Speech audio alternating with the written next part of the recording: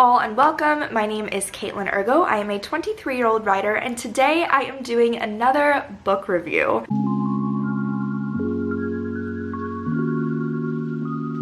Review is again a very loose term here. I'm really just talking about this book and sharing what I liked about it and opening up a little bit of a dialogue. If anyone would like to comment and share their thoughts, then that would be awesome.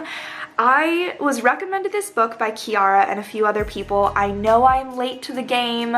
I know it's already a New York Times best-selling book, but I finally decided to read it, and it is Beach Read by Emily Henry. And I have to say, this is one of the best books that I've read in quite some time. I loved it. I started it one night and did not stop reading until it was 4 o'clock in the morning and I had finished, and I was like wiping my tears as I went. This book was everything that I look for in a really solid romance. It was poignant and it had depth and the characters were flawed and it was a little steamy, a little fun, it was hilarious, it made me cry, it was everything. And Emily Henry is so talented.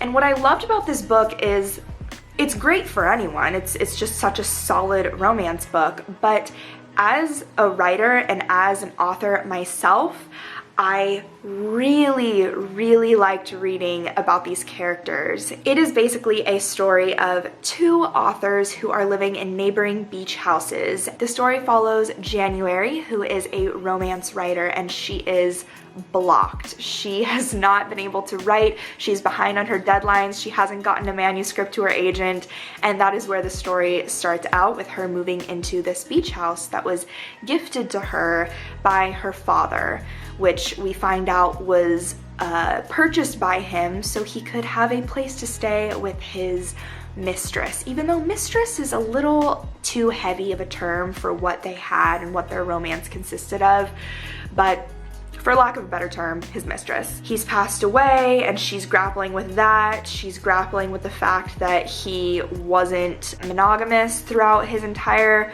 marriage with her mother, and she's kind of just a wreck.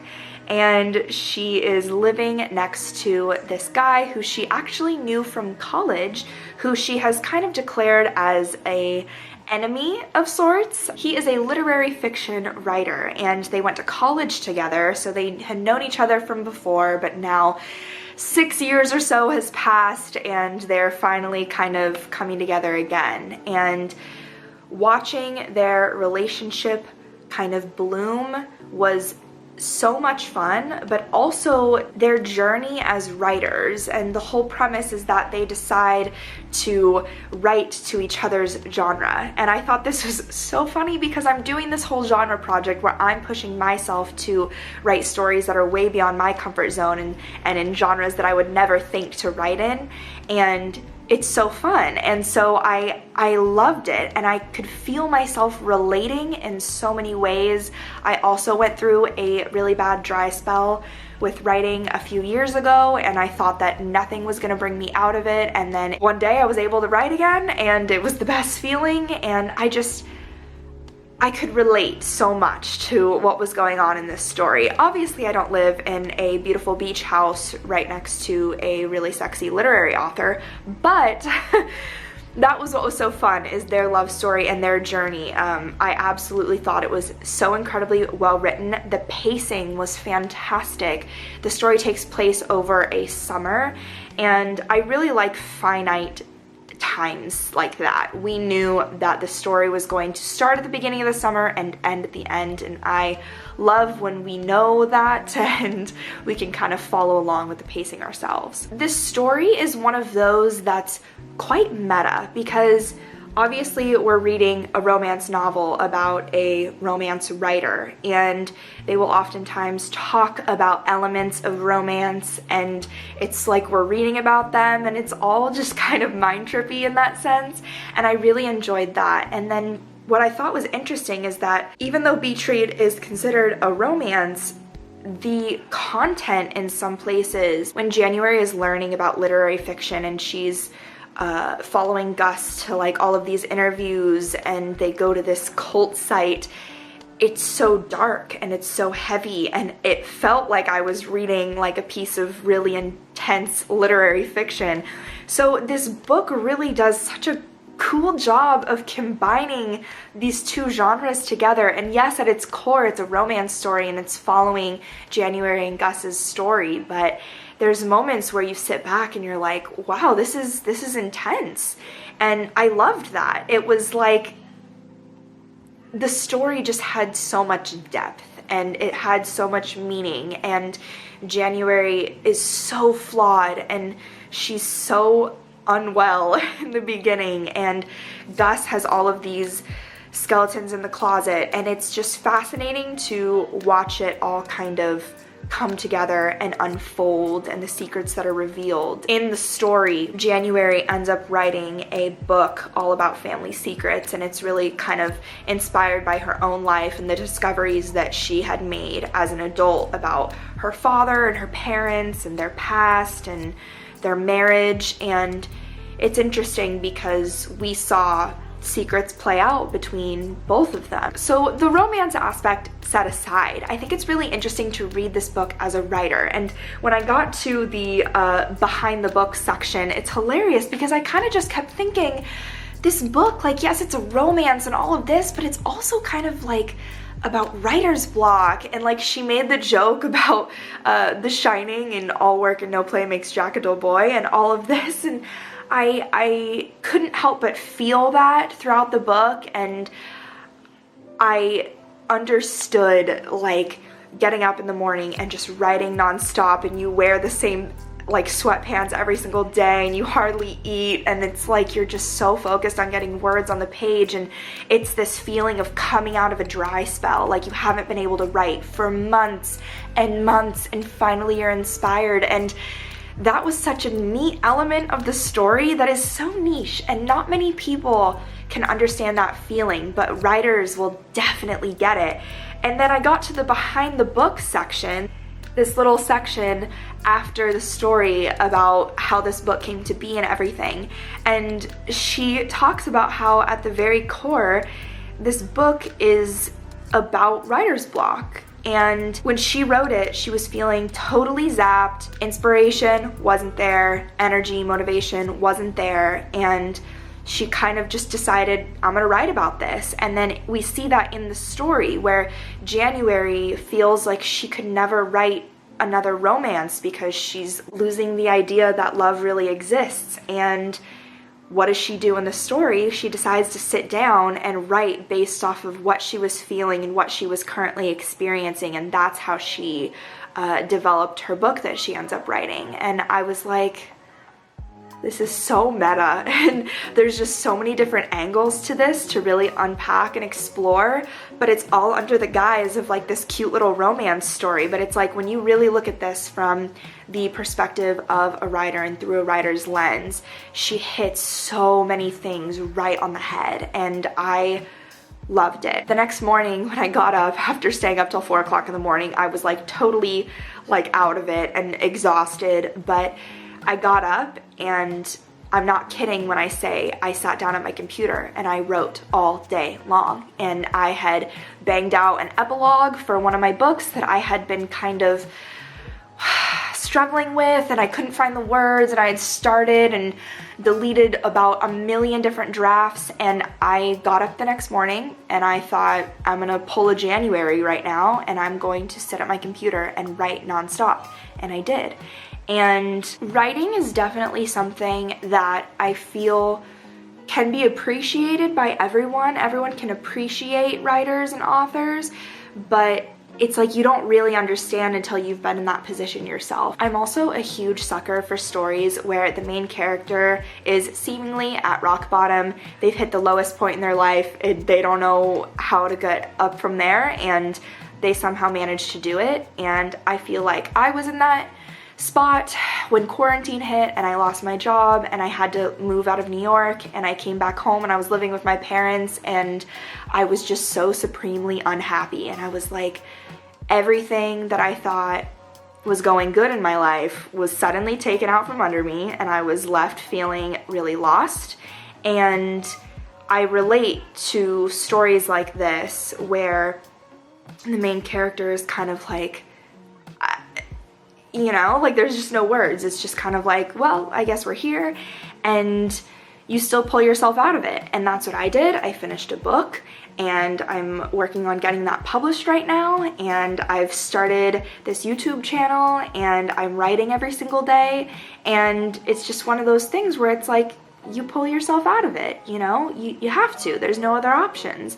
And so reading this was a cool personal experience for me, and I think anyone can appreciate a story like this because the romance is just so beautifully written, and the complications that arise within their relationship are so relatable, and I absolutely loved it. And I think Emily Henry is just so supremely talented. The way she writes is just so well written, everything.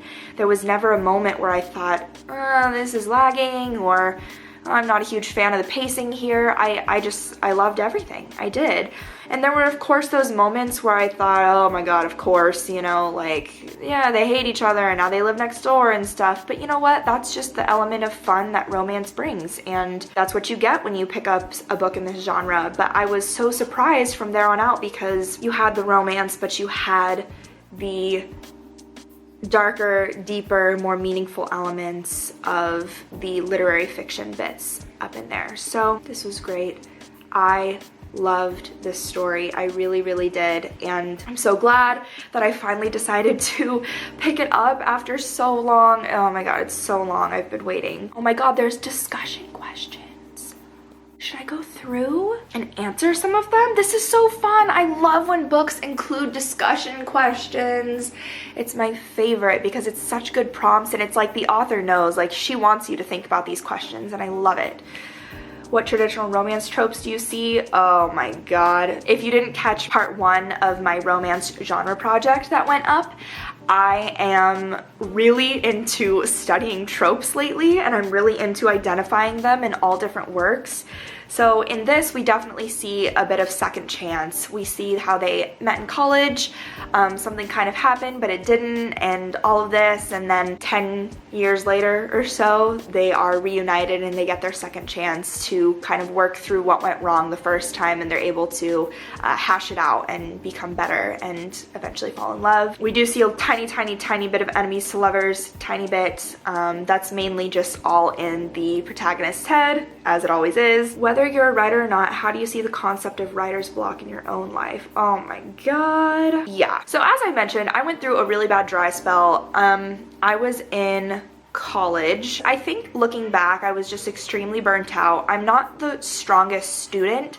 I don't think school ever really came naturally to me as it did with some of my peers, and so I would always have to like really work hard in school. And so while I was doing that, I wasn't able to devote the time or energy to writing as I would have liked. Also, my social life, obviously in college, like you're having the best time, so that was just, you know, a whole thing. Looking back, I was just extremely burnt out, and every time I decided to actually sit down and write, I just had no more energy left. I had no more inspiration. It was just done. Anyway, that's a whole thing.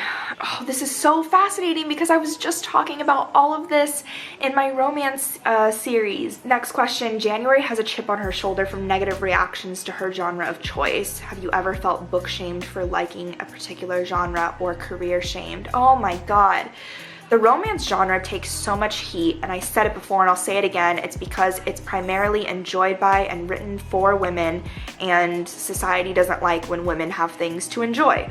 So that's really irritating to me, and I think if anything, the genre takes a lot of heat because it's quote-unquote simple, and I think what she tries to prove in this book, what January tries to prove over and over, is like, just because it's romance doesn't mean it's easy to write. It doesn't mean it comes super quick and perfect every single time. And it's possible for a romance book like Beach Read to have depth and have some darker elements, and I get like heated about this. I really, really do, because I hate when people shame things that other people enjoy. Don't yuck my yum is what I always say. Oh, some of these discussion questions are so good. This is such a cool idea, and I feel like I don't know if it's like appropriate to write your own discussion questions for your book before it's even like published, but I feel like this is such a cool thing and I love when books do this, and so it's something that I should consider doing for some of my books. Ooh, did January's father deserve her forgiveness? Has she truly forgiven him? Holy shit, these questions. This is hard.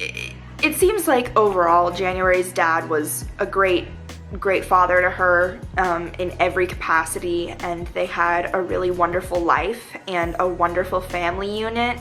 And I do think that there are certain things that happen in life, mistakes are made, and if you're overall a good person, I think 9 times out of 10 you deserve some kind of forgiveness. But in the end, forgiveness is not necessarily for the other person. Forgiveness is for you. When someone wrongs you, you don't necessarily forgive them to make them feel better. You do that so you're able to move on and have peace and closure with yourself. That's what I think, at least. And so, you know, whether or not she ended up really truly forgiving him in the end, I think she did. But I don't know, that's on her. Ooh, if January and Gus got a sequel, what would it be about? What do you think comes next for them? What do you hope? Oh, a sequel. That would be so fun. Although books like this, the ending is always so perfect. It's like so wrapped up nice, and you know, we got to see them get engaged and everything, and that's all you need. You know what I mean? Like, I'm satisfied. But ooh, if there was a sequel, I don't know. I would love to see how their careers evolve. I think throughout this book I was just so fascinated with the idea of like book contracts and what that means for the writer. I would love to see how January's career evolves after she's kind of realized like, hey, I am capable of writing this kind of literary book, and I did really enjoy it. And you know, I'd love to see where that takes her. Does she move entirely away? I know it was kind of said that she was going to be writing another romance book after the Family Secrets one. So does she just go back primarily to romance, or does she expand and do more? And what does Gus do? Does Gus realize that he doesn't need to write all of these really intense literary stories and he can write other fun little things? I don't know. I'd be really curious. As for their relationship, I don't know. I guess it's like, I'm less interested in that. I'm way more interested in their careers and where this whole little bet experiment kind of takes them. So I don't know. Oh, I love good discussion questions. Oh my god, and she gives book recommendations? Are you kidding me? I love this. Okay, you guys know if I had to give it a kind of rating, the Katelin's book scale rating, I think is what I call it, I would give it 5 stars. 5's Katelin book scale rating stars. I truly did enjoy this book. I think it was fantastic. It was inspiring. It was heartwarming. I laughed. I cried. I did it all. It was wonderful. So I'm so glad that I finally decided to read it. I'm so glad to order it in hardback and have it forever and ever and reread it again and again. If you guys have read this book, then please answer some of the discussion questions and let me know what your thoughts are. And I want to chat about this book because I really liked it. It was just so complex and meta and wonderful. Anyway, let me know what your thoughts are. Also, if you have any other books that you highly recommend I check out, then let me know. And I think that's everything. If you're not already, then go ahead and subscribe. If you enjoyed this video, go ahead and give it a thumbs up, and I guess I will just see you in the next one. As always, thank you guys so much for watching. I hope you have a fantastic day. Now go read something.